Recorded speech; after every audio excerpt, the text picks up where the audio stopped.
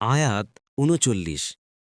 هو الذي جعلكم خلائف في الأرض فمن كفر فعليه كفره ولا يزيد الكافرين كفرهم عند ربهم إلا مقتا ولا يزيد الكافرين كفرهم إلا خسارا।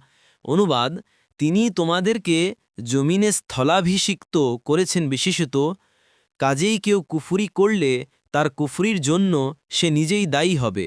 কাফিরদের কুফরি শুধু তাদের রবের ক্রোধই বৃদ্ধি করে এবং কাফিরদের কুফরি শুধু তাদের ক্ষতি বৃদ্ধি করে। তাফসির ১ নং ফুটনোটের বিবরণ। খলাইফ শব্দটি খলিফা এর বহু বচন। এর অর্থ স্থলাভিষিক্ত, প্রতিনিধি। উদ্দেশ্য এই যে আমি মানুষকে একের পর এক ভূমি, বাসগৃহ ইত্যাদির মালিক করেছি। একজন চলে গেলে অন্যজন তার স্থলাভিষিক্ত হয়। এতে আল্লাহ তাআলার দিকে রুজু করার জন্য শিক্ষা রয়েছে। তাছাড়া আয়াতে উম্মতে মুহাম্মাদীকেও বলা হতে পারে যে, আমি বিগত সমূহের উপরে তাদের স্থলাভিষিক্ত রূপে তোমাদেরকে মালিক ও ক্ষমতাশালী করেছি।